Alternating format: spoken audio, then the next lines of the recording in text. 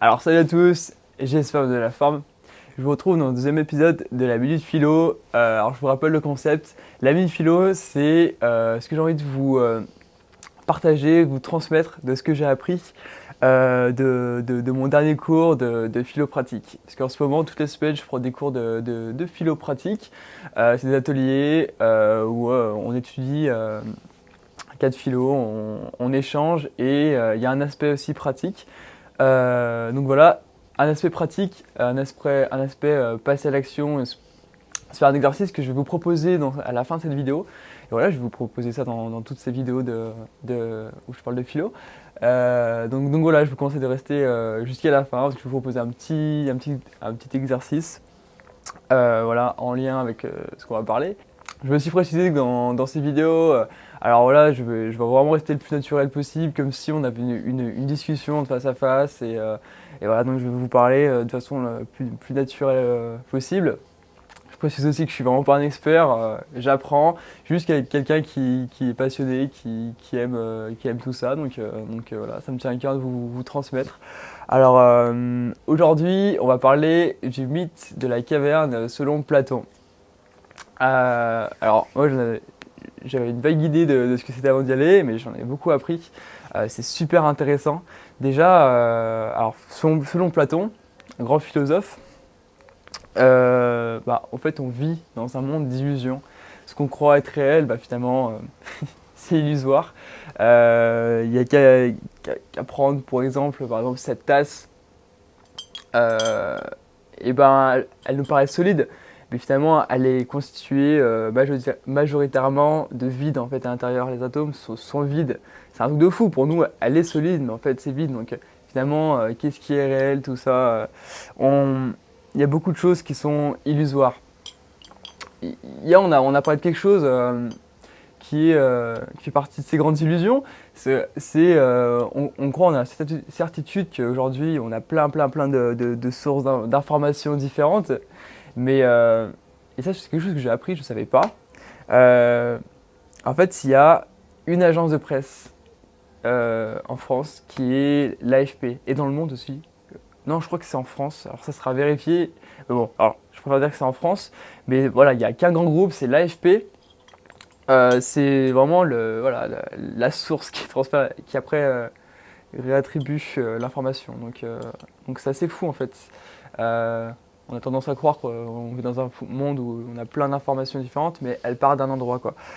Donc ça, c'est une illusion. Et du coup, c'est vrai que ceux qui détiennent l'information, qui sont à la tête de l'AFP, des personnes qui sont plutôt avides de pouvoir et qui n'ont pas forcément envie de transmettre les informations qui peuvent élever l'humanité.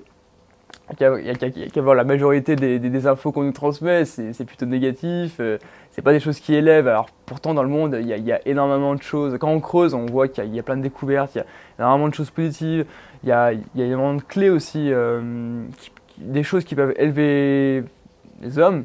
C'est pas ce qui est transmis dans les médias neuro. Enfin bref, je vais pas rentrer plus là-dedans. Euh, mais bon, il y a une phrase que Socrate dit, et finalement, pour moi, elle a vraiment du sens. Euh, c'est je sais que je ne sais rien. Je sais que je ne sais rien. Et c'est vrai que se positionner en se disant ça, c'est. Eh ben, on va pas rester dans des acquis, on va pas rester renfermé dans une façon de voir les choses. Et c'est un petit peu se sortir de l'illusion. C'est remettre les choses en question et du coup, aller chercher, se nourrir, apprendre, mais tout voilà, en prenant un recul avec les choses et ne pas prendre les choses pour acquises. Voilà, je pense que c'est super important. Moi, ça a du sens pour moi. Alors maintenant, j'aimerais vous parler du coup vraiment du mythe de la caverne selon Platon. Et alors cette caverne, selon lui, en fait, c'est une caverne en fait où les hommes sont nés et ont grandi dedans. Ils ont passé toute leur vie dedans. Et ils ont passé toute leur vie en fait à regarder le mur devant eux. Parce qu'en fait, ils avaient que ça à regarder. ils ont grandi à l'intérieur de cette caverne. Et sur ce mur étaient projetées des ombres, des animations, des ombres chinoises, plein de choses en fait, dans le but de les distraire bien sûr. Et faut savoir du coup que alors dans cette caverne, derrière eux en fait, c'est des hommes, les maîtres de la caverne, qui projettent toutes ces choses sur le mur. Et alors donc ça a pour but de les laisser, de les garder distraits sur la caverne pour ne pas qu'ils aillent chercher ailleurs, pour ne pas qu'ils aillent voir ailleurs. Donc voilà, c'est un peu pour les endormir quoi. Non, en quelque sorte. Et dans cette caverne, alors dans cette histoire, il y en a un qui décide de partir de la caverne et qui sort de la caverne et en fait qui se retourne et qui voit le soleil, enfin, qui voit une lumière. Il sait pas ce que c'est, il sait pas que c'est le soleil. Et alors il va décider de partir dans cette quête pour remonter de la grotte. Mais au fur et à mesure de son parcours, ça va le brûler, il n'a jamais vu la lumière, du coup il va être ébloui. Et c'est pas facile, quoi. C'est pas facile de sortir de cette caverne. Mais au final, quand il en sort, il découvre le soleil. Et il découvre la nature. Il reprend contact avec toutes ces choses. Et là, il a envie, du coup, de revenir dans la caverne pour libérer les autres de leur chaîne, ce qui n'est pas tâche facile. Voilà, donc ça, c'est l'histoire de la caverne, qui, à l'heure actuelle, je trouve, on peut trop faire des parallèles, quoi. C'est assez énorme. Cette idée qui est les maîtres de la caverne, qui veuillent distraire le peuple, la masse, pour pas qu'ils se rendent compte de leur potentiel finalement. Et ouais, ils veulent les limiter finalement et leur dire reste au fond de la caverne, regardez devant vous, il n'y a rien derrière vous, allez pas voir, alors qu'il y a tant de choses à découvrir. Et ouais, c'est une façon de les laisser dans le... Ouais, de les abrutir, les distraire, quoi. C'est fou. Et alors, on a parlé du coup hier d'un film qui pèle l'allégorie du 8, c'est Matrix. Et dans Matrix, il est question de ça. Alors, je sais pas qui a vu Matrix, mais je vous conseille de regarder. C'est Neo qui va du coup prendre conscience que c'est dans une société futuriste, qu'il est en fait dans une matrice, dans l'illusion, et il rencontre Morpheus, et Morpheus va lui montrer la voie. Et il y a une scène qui est magnifique, c'est quand il se retrouve face à face et que là il lui propose 2 pilules, la pilule bleue ou la pilule rouge. La pilule bleue, c'est s'il la prend, il retourne à sa vie d'avant et il oublie tout ce qu'il a vu. Donc il retourne dans l'inconscience. Et la pilule rouge, c'est il continue cette quête vers la vérité et ça va pas être facile, ça va être douloureux, mais il va être conscient. Et du coup, c'est vrai que ça fait poser cette question de finalement quand on est-ce qu'on serait pas plus heureux du coup en étant dans l'illusion, en fermant les yeux sur les choses, est-ce qu'on serait pas plus heureux plutôt que de se dire non, je me lance dans une quête de la vérité, quoi. J'ai envie d'en savoir, je remets les choses en question et je veux me libérer de mes chaînes entre guillemets. Alors pour moi je trouve super important d'aller vers la conscience, de prendre conscience des choses, vers la vérité. Donc pour moi c'est sûr, dans son cas j'aurais pris la pilule rouge. Mais c'est vrai que c'est bien de se poser ces questions. Puis ouais, c'est super intéressant. En tout cas, je vous conseille de voir le film Matrix. C'est super. C'est super. Et alors, la caverne, selon Platon, c'est une allégorie de l'élévation de l'âme. C'est de partir de bas, du fond de la Terre jusqu'en haut, jusqu'au soleil. En fait, l'idée, c'est de partir du bas pour aller jusqu'au soleil. C'est vraiment quelque chose d'une puissance supérieure. Et c'est ce qui régit les saisons, les cycles. C'est ce qui est le plus naturel. Comment dire? Par exemple, voilà, en fait, les gens qui sont dans la caverne, pour eux, ce qui est vrai, c'est ce qu'ils voient devant eux, c'est ce qu'ils voient sur leur mur, c'est les ombres qui sont projetées, c'est la lumière qui est projetée, c'est la lumière qui est projetée sur le mur, mais qui n'est pas vraie. Alors qu'en fait, la vérité naturelle, elle est au-dessus d'eux. Et c'est le soleil qui répand sa lumière et sa chaleur sur le monde.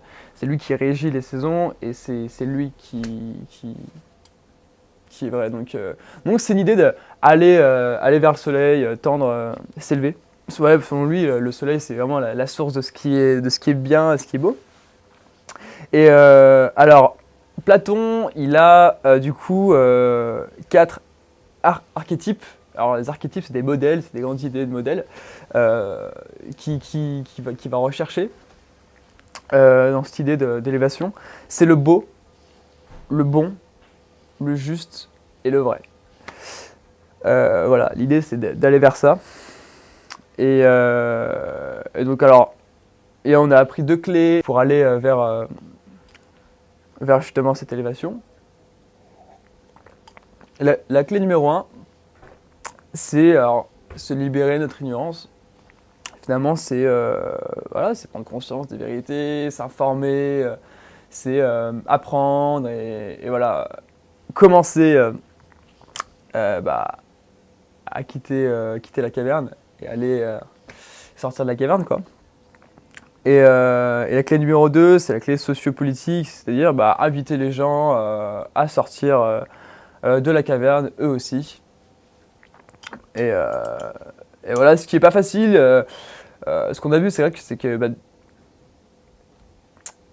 de tout temps, il y a eu des philosophes comme ça qui ont... En fait, c'est des idées qui sont à contre-courant de la masse et du coup qui peuvent être vraiment très, très mal perçues par la masse et voilà, les gens qui vont essayer d'éclairer entre guillemets les autres, libérer de leur chaîne, ça fait un peu... Et bon, ils peuvent être vraiment sujets critiques et c'est pas facile, ils seront à contre-courant, c'est sûr. Et donc voilà, ça engage vraiment des responsabilités, un engagement, et voilà, c'est pas tâche facile. Platon, il a désigné 4 types d'hommes. Alors attention, c'est pas, il n'y en a pas un qui est, c'est pas bien ou mal, quoi. C'est comme ça, quoi, c'est un fait. Et voilà. Du coup, en fait, on a les hommes de fer, qui est un niveau de conscience, en fait, c'est des niveaux de conscience, un niveau de conscience très individualiste, porté sur soi, sur le matériel, sur son individualité. Niveau de bronze, qui est la conscience de soi, mais conscience de son entourage aussi. Donc c'est un petit peu un niveau supérieur de conscience. Après, on a le niveau l'homme d'argent. Et l'homme d'argent, c'est en fait celui qui prend conscience de lui, des autres et de la société. Et qui du coup va se mettre au service de la société parce qu'il est conscient, il est conscient du monde qui l'entoure. Et à un niveau plus élevé, on a les hommes d'or. On peut citer Bouddha, Jésus. On a ces personnes qui avaient cette conscience universelle. Mais bon, ça c'est vraiment un niveau waouh. Voilà, c'est très haut. On y est très loin. Et voilà, alors, selon Platon et selon aussi notre groupe hier de philosophie, ce qu'on a pu débattre, en ce moment on est vraiment dans cette époque où on est à l'âge de fer en fait. Les hommes sont vraiment attachés à tout ce qui va être matériel, à l'individualité, et on n'aspire pas à des choses qui nous élèvent, à des idées. Alors, quand je dis on n'aspire pas, c'est la masse, hein, c'est regarder ce qui passe de la télé, regardez, c'est voilà, c'est très bas, très attaché à l'individualité, à la consommation. Ouais, c'est super noir. Tant pis, pas de lumière. C'est pas grave. Mais alors voilà. Donc en ce moment, on serait dans cet âge de fer. Et selon Platon, en fait, quand on s'engage vers cette quête de sortir de la caverne, eh ben, on souhaite devenir et être des hommes d'argent, et plus particulièrement des guerriers pacifiques. Donc un guerrier pacifique qui apprend, qui se remet en question, qui tombe, qui se relève, mais qui a cette envie qui se lance un peu dans cette quête de la conscience. Et il y a plusieurs choses qui représentent le guerrier pacifique. Déjà, c'est de faire les choses bien, faire les choses pour le bien, quoi. L'action juste, la bonne action au bon moment, et la responsabilité, se responsabiliser dans ses actions, dans ce qu'il va faire. Et alors, on a trois types d'archétypes, donc de modèles pour le guerrier pacifique. Il y a 3 niveaux. Du coup, on a le niveau individuel. Alors, le guerrier pacifique qui arrive à se vaincre lui-même, qui dépasse, je sais pas, par exemple, ses addictions, son inconscience, son plus grand ennemi, finalement, qui est à l'intérieur du guerrier pacifique. Et du coup, il est inspiré, quand il arrive à se libérer lui-même, il est inspiré par cette volonté de vouloir libérer les autres, d'aider les autres.